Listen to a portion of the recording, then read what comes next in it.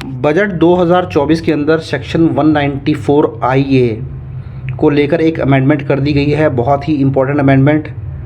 इस सेक्शन के अकॉर्डिंग अगर आप एक बायर हैं, कोई प्रॉपर्टी को परचेज़ करते हैं, तो जब आप उस प्रॉपर्टी की पेमेंट करते हैं तो वहाँ पर आपको 1% TDS डिडक्ट करने के बाद ही सेलर को पेमेंट करनी होती है। तो चलिए वो अमेंडमेंट के बारे में जानते हैं, क्या की गई है और वो कब से एप्लीकेबल होने वाली है। तो देखिए, मोस्ट इंपॉर्टेंट अमेंडमेंट देखिए दोस्तों, सेक्शन 194 IA को लेकर की गई है, जहाँ पर अगर आप कोई इमूवेबल प्रॉपर्टी परचेज़ करते हैं या कोई इमूवेबल प्रॉपर्टी आप बोल सकते हैं सेल की जाती है और उसकी वैल्यू 50 लाख क्रॉस कर जाती है, तो वहाँ पर 1% TDS की रिडक्शन जो होती है वो मैंडेटरी होती है। बट यहाँ पर जो अमेंडमेंट की गई है, देखिए इस पार्ट के अंदर जो है अमेंडमेंट की गई है, ये बहुत इंपॉर्टेंट है। अमेंडमेंट ये की गई है कि जहाँ पर एक से ज़्यादा बायर या एक से ज़्यादा सेलर इन्वॉल्व हो जाते हैं परचेज़ और सेल ऑफ प्रॉपर्टी के अंदर, तो वहाँ पर अब ये क्लियर कर दिया गया है इस बजट के अंदर कि जो रूल एप्लीकेबल होगा ये कलेक्टिवली ही एप्लीकेबल होगा। अब ये कलेक्टिवली का मतलब क्या है, ये मैं आगे आपको जब एग्जांपल शेयर करूंगा तो वहाँ पर आपको बताऊंगा इस कलेक्टिवली का मतलब क्या है। और ये जो अमेंडमेंट है देखिए इफ़ेक्टिव की गई है 1 अक्टूबर 2024 से।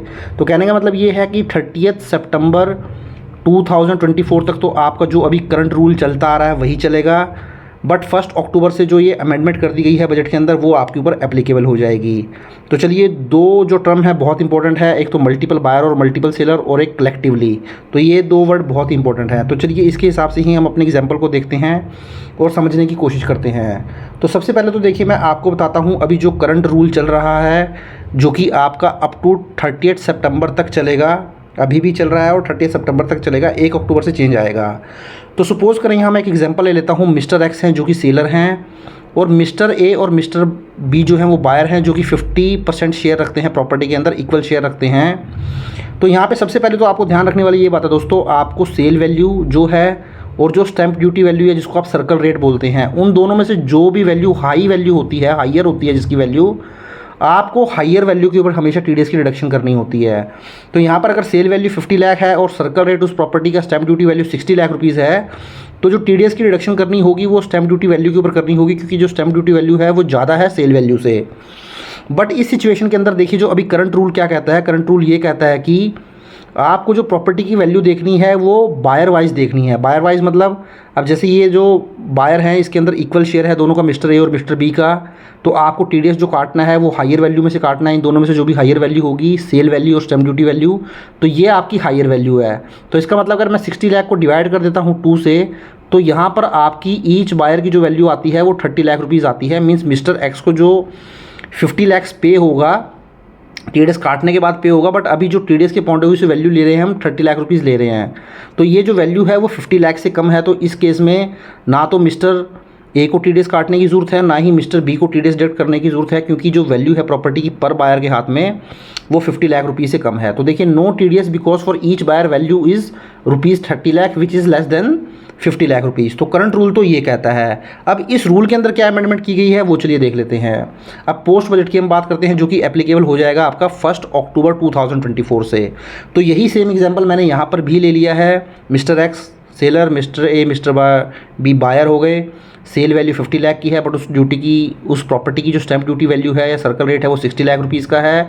तो जो TDS की रिडक्शन होगी वो 60 लाख के ऊपर होगी, क्योंकि जो भी हायर वैल्यू होती है उसके ऊपर TDS की रिडक्शन होती है।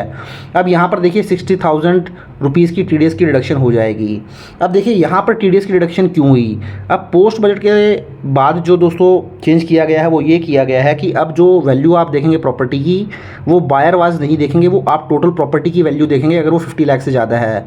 तो मेरे केस में जो TDS की रिडक्शन होनी है, जैसे मैंने आपको बताया, सेल वैल्यू और stamp duty value which ever is higher पे होनी है। तो मेरी जो प्रॉपर्टी की वैल्यू है वो 60 लाख रुपीज़ है, जो कि मोर देन है 50 लाख रुपीज़ से। तो अब आपको इंडिविजुअल बायर में नहीं जाना है, आपको केवल टोटल जो प्रॉपर्टी की वैल्यू है उसको चेक कर लेना है। तो इस केस में फिर अब मिस्टर ए और मिस्टर बी जो पेमेंट करेंगे मिस्टर एक्स को, वो TDS डिडक्ट करने के बाद करेंगे। तो यहाँ पर देखिए मैंने रिमार्क्स में मेंशन किया है TDS by each buyer on the value of ₹30 lakh rupees each. तो 60 लाख की स्टैंप ड्यूटी वैल्यू है जो कि हायर वैल्यू है, तो इसके ऊपर डिवाइड बाय 2 करेंगे, तो 30 लाख रुपीज़ ईच के ऊपर मिस्टर ए और मिस्टर बाई जो है वो TDS की डिडक्शन करेंगे। तो देखिए कैसे हम समझ सकते हैं, आगे मैं आपको बताता हूँ। तो देखिए यहाँ पर मैंने ले लिया है ये जो 60 लाख रुपीज़ है, इसमें मिस्टर ए आ गए, मिस्टर बी आ गए। तो मिस्टर ए जो बायर है, देख सकते हैं आप, मिस्टर ए बायर क्या करेंगे अभी। अब मिस्टर ए बायर जो हैं इस 60 लाख में से इसके दो पार्ट हो जाएंगे, 30 lakh rupees each divided by 2 हम कर देंगे। तो मिस्टर ए क्या करेंगे, TDS 1% काट लेंगे इस 30 लाख रुपीज़ के ऊपर, जो कि बनता है 30,000 रुपीज़। और जो TDS को डिपॉजिट करेंगे वो फाइल कर देंगे फॉर्म 26 QB। अब मिस्टर ए जब ये TDS की रिडक्शन कर लेंगे, अब वो पेमेंट करेंगे। अब देखिए पेमेंट कितनी करनी है, तो पेमेंट तो जो करनी है, क्योंकि जो सेल वैल्यू है वो तो 50 लाख रुपीज़ है, तो दोनों ही बायर हैं जो मिस्टर ए और मिस्टर बी, दोनों को 50-50 पेमेंट करनी है, means 25 lakh rupees each payment करनी है। तो 25 लाख की जो पेमेंट करनी थी उसमें से 30,000 की डिडक्शन कर लेंगे, और जो बैलेंस अमाउंट होगा 24,70,000 वो पेमेंट कर देंगे मिस्टर एक्स को। तो सेम यही प्रोसीजर जो है मिस्टर बी के द्वारा किया जाएगा। मिस्टर बी भी जो है 1% TDS डिडक्ट कर लेंगे 30 लाख रुपीज़ के ऊपर, जो कि 30,000 बनता है, और 26 QB जो है वो फाइल कर देंगे। और वो जो बैलेंस अमाउंट होगा 25 लाख में से 30,000 डिडक्ट करके 24.7 लाख मिस्टर जो है एक्स को पेमेंट कर देंगे। तो इस तरीके से आप बोल सकते हैं जो मिस्टर एक्स हैं उनको जो टोटल वैल्यू मिलनी थी वो 50 लाख मिलनी थी, क्योंकि जो सेल वैल्यू थी वो 50 लाख रुपीज़ थी। तो 50 लाख में से देख सकते हैं मिस्टर ए ने TDS डिडक्ट किया 30,000 रुपीज़, तो मिस्टर ए ने जो पेमेंट की होगी वो पेमेंट की होगी 24,70,000 रुपीज़। इसी तरीके से जो बायर बी है, सॉरी ये बायर बी है, तो जो बायर बी है उन्होंने भी 30,000 की डिडक्शन की होगी, तो इन्होंने भी जो पेमेंट की होगी आफ्टर TDS वो 2470 की होगी। तो इस तरीके से जो टोटल पेमेंट मिली होगी मिस्टर एक्स को TDS कटने के बाद वो 49,40,000 रुपीज़ की पेमेंट मिली होगी। तो ये बहुत ही इंपॉर्टेंट चेंज है दोस्तों, जो आपको ध्यान में रख के चलना है। अब आपको TDS की रिडक्शन के लिए मल्टीपल बायर और मल्टीपल सेलर के केस में केवल प्रॉपर्टी की वैल्यू देख लेनी है, और प्रॉपर्टी की वैल्यू में भी जो हायर वैल्यू होगी हमेशा उसके ऊपर ही TDS की रिडक्शन करनी है। सेल वैल्यू और स्टैम्प ड्यूटी वैल्यू है जिसको आप सर्कल रेट बोलते हैं, इन दोनों में से हायर वैल्यू के ऊपर TDS की रिडक्शन कर लेंगे और पेमेंट कर देंगे। अभी तक क्या होता है कि आप केवल इंडिविजुअल बायर की वैल्यू देखते हैं कि जो इंडिविजुअल बायर पेमेंट कर रहा है क्या वो 50,000 से ज़्यादा की पेमेंट कर रहा है या नहीं कर रहा है। तो देखिए दोस्तों, ये है बहुत ही इंपॉर्टेंट चेंज जो कि इस बजट के अंदर कर दिया गया है। तो कहीं ना कहीं गवर्नमेंट को ये लग रहा था कि जब वो बायर वाइज प्रॉपर्टी की वैल्यू देखते थे तो कहीं ना कहीं उनको TDS की कलेक्शन नहीं मिल पाती थी।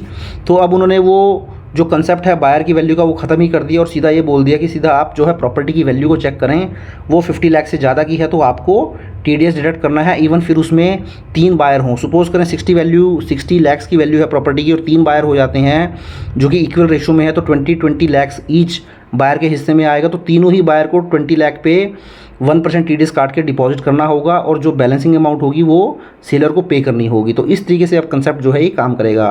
तो आई होप दोस्तों मैंने डिटेल में समझाने की आपको कोशिश की है, आपको ज़रूर ये कंसेप्चुअल क्लैरिटी हुई होगी।